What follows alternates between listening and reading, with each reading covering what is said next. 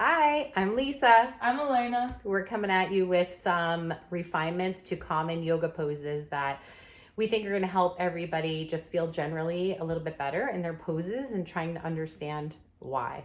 So we picked downward facing dog. Would you like to come into it the way you normally do?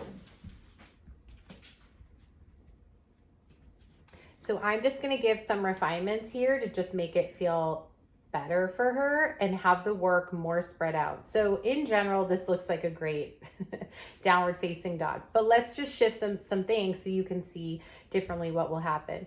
So let's take your toes and just lift them. So instead of the heels, the toes lift. Yeah. So this now pulls up that line in the back. Now, same thing, this kind of V at the hips. Can you pull your ribs and belly towards your thighs? Okay, so right here, I wanted her to find that a little bit better because it's the center of the movement. And now there's a little bit of this kind of back area that I want to see what we can do with. So can your shoulder blades widen, left to right? Push your hands away from you. Keep trying to lift your toes. Good. Really take this whole side body from your hip to your underarm and try and lengthen up towards the hips. Yes. Take a breath. Nice job. And then you can come on down. So she was already in a pretty good downward facing dog. I may do more of these in the future where I'll put her in a bad pose. And then we'll keep shifting it because I think this pose, you know, in some yoga texts, it's considered resting, which it doesn't always feel restful. A lot of times if people's hamstrings are tight, they're going to have all this weight pouring into their hands.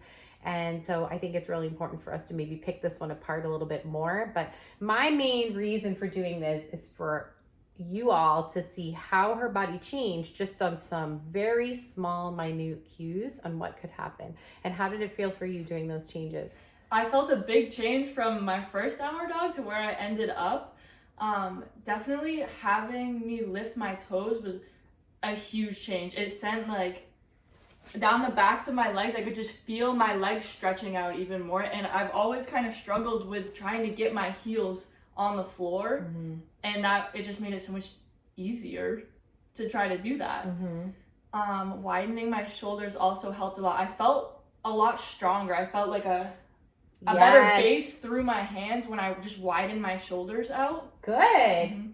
Yeah, I mean, it's about owning the posture instead of having the floor push you into some random posture. So she owned it.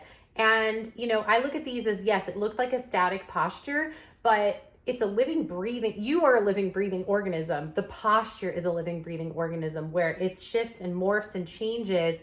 The more relaxed you are, the more you utilize the floor as a prop, the more you breathe, things like that. So yeah, I hope it was helpful for you, and let us know if you have any questions. Bye.